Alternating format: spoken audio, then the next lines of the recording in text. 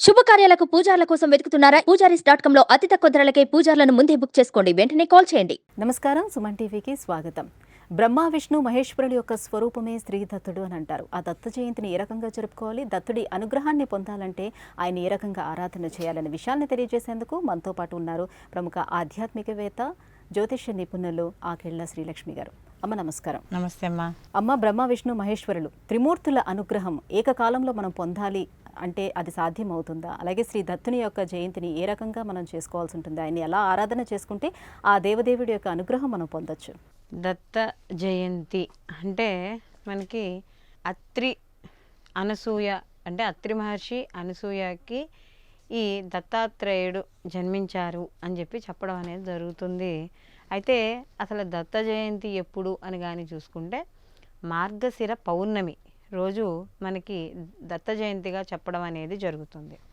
అయితే ఇక్కడ దత్తుణ్ణి మనం త్రిమూర్త స్వరూపంగా భావించడం అనేది జరుగుతుంది. త్రిమూర్త స్వరూపం అంటే మనకి బ్రహ్మ విష్ణు మహేశ్వర స్వరూపంగా భావిస్తాం. అయితే ప్రధానంగా ఇక్కడ మాత్రం మనకి విష్ణు రూపంలో అంశలో ఉండి ఆయన ఇందులో శివరూపము అలాగే బ్రహ్మ రూపము రెండూ కూడా కలిసి ఉన్నాయి కాబట్టి ఈయన త్రిమూర్త స్వరూపంగా భావించడం అనేది జరుగుతుంది. అయితే ఇక్కడ ఈయనకి త్రిమూర్తి అంటే మూడు భూత భవిష్యత్ వర్తమాన కాలాలకి అలాగే ఈయన మనకి ముఖ్యంగా మనకి సత్వ రజో తమో గుణాలకి వాటికి కూడా ఈయన అతీతం. అంటే ఈ మూడు వాటికి కూడా ఈయన అతీతంగాను అంటే త్రిమూర్తి స్వరూపం అని చెప్పేటప్పటికి మనం ఇలా చెప్పడం అనేది జరుగుతుంది. అసలు ఈ అనసూయాదేవి ఎవరు అని కానీ చూసుకుంటే మనకి ఈ కపిల మహర్షి యొక్క సోదరి ఈ అనసూయాదేవి. అనసూయాదేవి గురించి తెలియని వాళ్ళు అంటూ ఎవరు ఉండరు. మహా పతివ్రత పాతివ్రత్యం గలది ఈవిడ గురించి మనకి రామాయణంలోనూ అలాగే మనకి ఆవిడ పాతివ్రత్యం గురించి కూడా మనకి ఎన్నో వాటిల్లో చెప్పడం అనేది జరిగింది. అయితే తన భర్త యొక్క తపస్సుకి అడ్డం వస్తుంది అని చెప్పి ఆమె యొక్క పైనుంచి వెళ్లే విమానాల్ని ఆమె పాతివ్రత్యంతో ఆపింది అని చెప్పడం అని కూడా జరుగుతుంది. ఎందుకంటే భర్త యొక్క అనుష్ఠానానికి ఆ విఘాతం కలగకుండా ఉండడానికి ఆవిడ చేసిందని కూడా చెప్తారు. అయితే ఇక్కడ ఈ అనసూయాదేవి యొక్క ఆశ్రమాన్ని చూడడానికి విమానంలోంచి వెళ్తూ ఉన్నారట. వీడు చూసి అబ్బా ఎంత బాగుందో అనసూయాదేవి యొక్క ఆశ్రమం అని చెప్పి అని అనుకున్నారు. అయితే ఈవిడ యొక్క పాతివ్రత్యానికి కూడా ఈ యొక్క బ్రహ్మ విష్ణు మహేశ్వరులకు సంబంధించిన ఎవరైతే భార్యలు ఉన్నారో వీళ్ళు చాలా ఆశ్చర్యపడ్డారట. సరే ఏదో ఒకటి అని చెప్పి అయితే ఇంతకీ ఈవిడ ఆశ్రమం ఎక్కడ ఉంది ఇంత ఆశ్చర్యపోవడానికి అంటే చిత్రకూట పర్వతం దగ్గర ఈవిడ యొక్క ఆశ్రమం ఉండడం అనేది జరిగింది. అయితే ఈవిని పరీక్షించదలిచి వీళ్ళు తమ భర్తలను ముగ్గురిని కూడా వీళ్ళు పంపించడం అనేది జరుగుతుంది మారువేషాల్లో ఈ అనసూయాదేవి యొక్క ఆశ్రమానికి.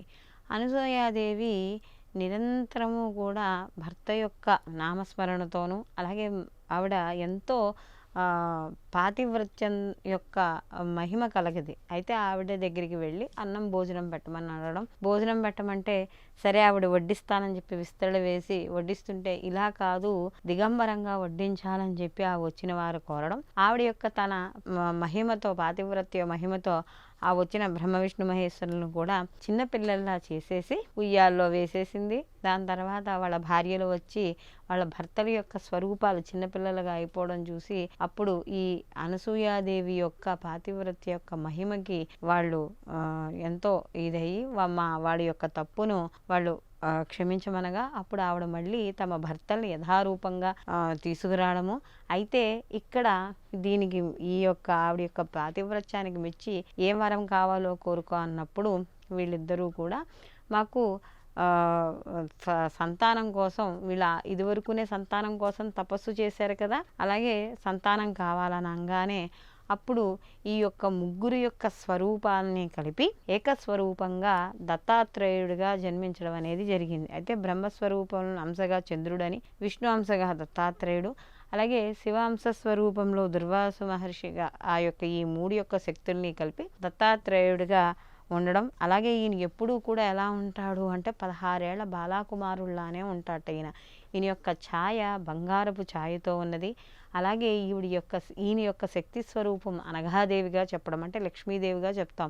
అంటే ఈయన విష్ణువు యొక్క అంశ కదా, అనఘాదేవిగా చెప్పడం అంటే అనఘ అంటే మనకి పాపాలు పోగొట్టేది, పాపరహితము అని చెప్పడం అనేది జరుగుతుంది. అలాంటి అనగాదేవితో కూడుకుని ఈయన ఎప్పుడూ కూడా యుక్త వయసులో ఉన్న బాలుడి వలే ఉంటాడట ఈయన ఎప్పుడూ కూడా. కాబట్టి ఈయన త్రిమూర్తి స్వరూపం కదా, కాబట్టి 3 తలలు, 3 తలలకు సంబంధించి చేతులు, అలాగే ఈయనకి గోవు, ధర్మబద్ధమైన గోవు, అలాగే 4 వేదాలకి ప్రతిరూపంగా 4 కుక్కలు ఈయన దగ్గర పాదాల దగ్గర ఉంటూ ఉంటాయి. అయితే ఇక్కడ ఈయనకి కూడా విశేషంతో కూడుకున్నది, ఈయన వయసు 16 ఏళ్ల వయసులో కనబడతాడు. ఈయన 16 రూపాల్లో కూడా ఉంటారు అని చెప్పడం జరుగుతుంది.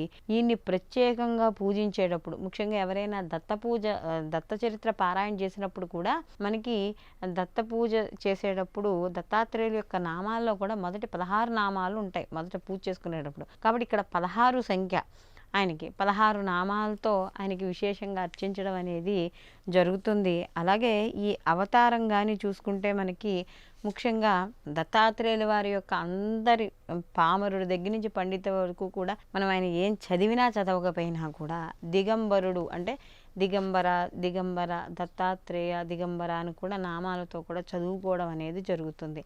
అలాగే ఇది ఇంకొకటి ఏంటంటే స్మృతిగామి యొక్క సంబంధించింది ఉంటుంది. అంటే ఇక్కడ ఎవరైతే ఈ దత్తాత్రేయ యొక్క నామాన్ని నిరంతరము స్మరిస్తారో, ఆయన శ్లోకాలు చరిత్రలు చదవలేకపోయినా వాళ్ళకి ఈ మహాఘోరమైన పాపాల నుండి కూడా విముక్తి లభిస్తుంది అని చెప్పడం అనేది జరుగుతుంది. దీనికి తగ్గట్టుగా స్వామివారిది మనకి ఈ దత్తాత్రేయ వారికి సంబంధించింది మనం గాణగాపూర్లో కూడా చూస్తూ ఉంటాం. ఎందుకంటే ఎవరికైనా ఈతి బాధలు కానీ, మానసిక ఇబ్బందులు కానీ, లేదా ఏవైనా ఒక గాలి సోకడాలు, భూత ప్రేత పిశాచాలు లాంటివన్నీ ఇలా మనకి తెలియని మానసిక స్థితిలో ఎవరైనా ఉండి కుంగిపోయిన వాళ్ళు ఎవరైనా ఉంటే వాళ్ళు కూడా ఈ యొక్క స్వామివారిని ఆరాధన చేయడం వల్ల ఇలాంటి బాధలు కూడా తొలగుతాయని చెప్పడం అనేది జరుగుతుంది. కాబట్టి ఈ మార్గశిర పౌర్ణమి రోజు దత్తాత్రేయుల వారి యొక్క ఆరాధన, ఆ రోజు స్వామివారికి సంబంధించిన దత్త చరిత్ర పారాయణ చేసుకోవడం, లేదా ఆయనకు సంబంధించిన క్షేత్రాలను దర్శనం చేయడం, ఇవన్నీ కూడా విశేష ఫలితాన్ని ఇవ్వడం అనేది జరుగుతుంది. అమ్మ, దత్త జయంతిని ఎలా మనం చేసుకోవాలి, ఆ దేవదేవుని అనుగ్రహం పొందాలంటే ఆయన్ని ఏ రకంగా ఆరాధన చేసుకోవాలనే అంశాన్ని చాలా చక్కగా వివరించారు. ధన్యవాదాలు.